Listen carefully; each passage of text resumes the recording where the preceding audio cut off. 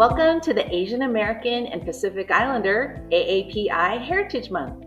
The Innova Foundation is collaborating with the Mosaic ERG to celebrate the rich diversity of the people, cultures, and biodiversity of the geography that includes India, China, Japan, etc.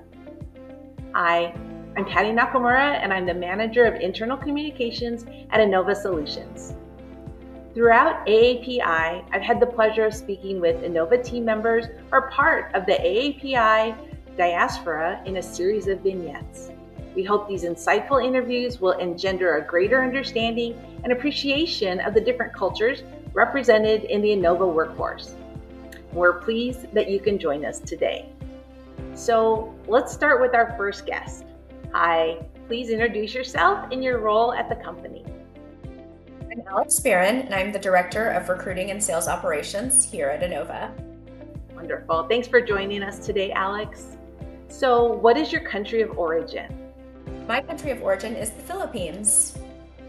Beautiful, beautiful country, beautiful country. Okay, so let's get right into our questions. So please describe the predominant culture of the country and what are some of the misconceptions? I'd say a predominant culture of the country is being known as a melting pot. There's a lot of Chinese influence mixed in with the native Filipinos, as well as a lot of Spanish influence.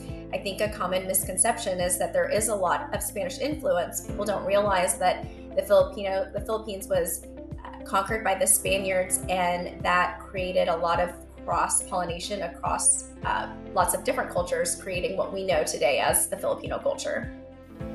That's true. That's true. I can see how all those cultures mixed together, people can kind of, lump everybody together. So absolutely.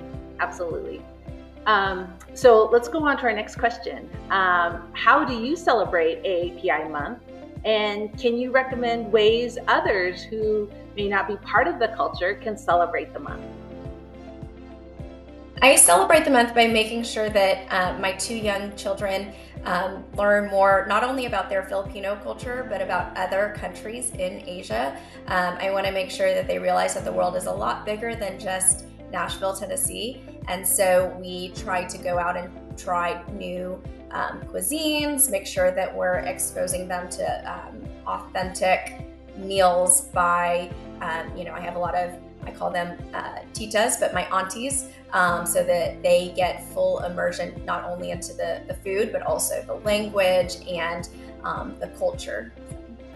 That's wonderful. That's wonderful. Yes, our next generation is really going to be the key to, continuing with our cultures and the foods, like you were saying. So it's very important. Very good. Very good. So our next question is, it's really in closing, but do you have any final thoughts that you'd like to share? I'd say in closing, I would keep a learning mindset, continue learning about new countries, new cultures, new cuisines.